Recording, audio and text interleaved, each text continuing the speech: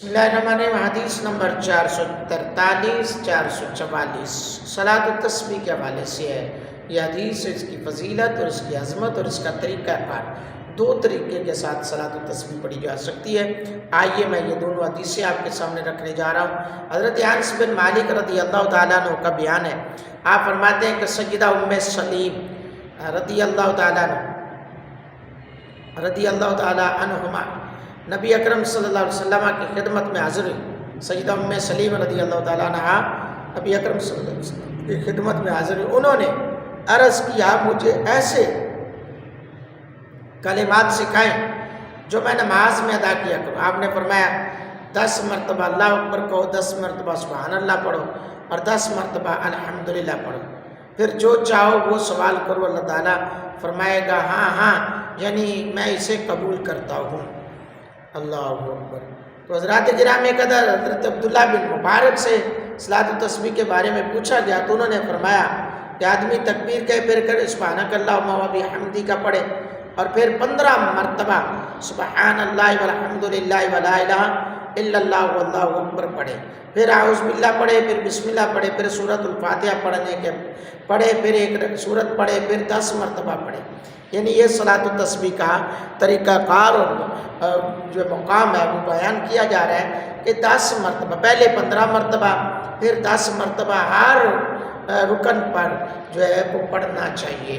یعنی کہ قرات کے بعد 10 مرتبہ، پھر رکوع میں جا کر 10 مرتبہ، رکوع کی تسبیحات کے بعد، پھر رکوع سے کھڑے ہو کر اسے کہتے ہیں قوما، تو اس میں کھڑے ہو کر جو ہے وہ 10 مرتبہ، پھر سجدے میں جا کر پھر سجدے کی تسبیحات کے بعد 10 مرتبہ، پھر جلسے میں 10 مرتبہ، پھر ہر رکعت میں 75 مرتبہ یہ تسبیحات پڑھی جائیں گی اور 4 رکعتوں میں 300 مرتبہ یہ کلمات جو ہے وہ پڑھے جائیں گے۔ اللہ اکبر۔ حضرات گرامی قدر،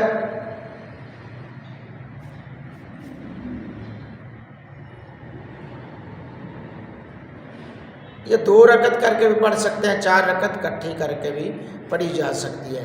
آئیے اگلی حدیث سماعت فرمائیں۔ حدیث نمبر 444 حضرت ابو رافع رضی اللہ تعالیٰ عنہ بیان کرتے ہیں نبی اکرم صلی اللہ علیہ وآلہ وسلم نے حضرت عباس رضی اللہ تعالیٰ عنہ سے فرمایا چچا کیا میں آپ کے ساتھ اچھا سلوک نہ کروں، کیا میں آپ کو عطیہ نہ دوں، کیا میں آپ کو فائدہ نہ پہنچاؤں؟ انہوں نے عرض کی جی ہاں یا رسول اللہ صلی اللہ علیہ وسلم۔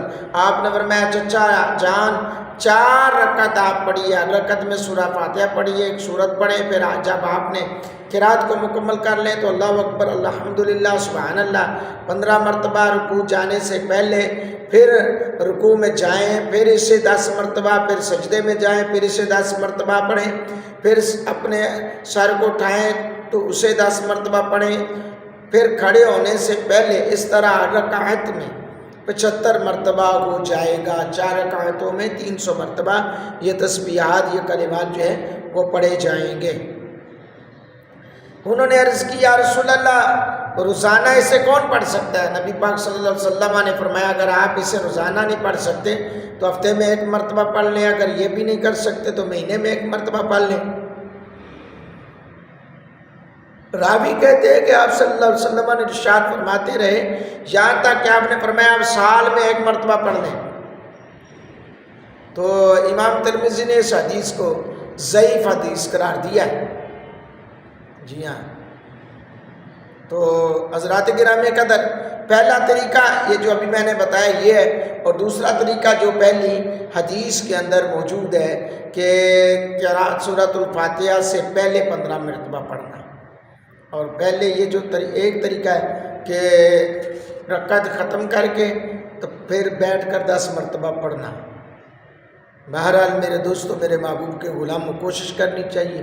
اللہ تعالیٰ ہم سب کو عمل کی توفیق عطا فرمائے، آمین۔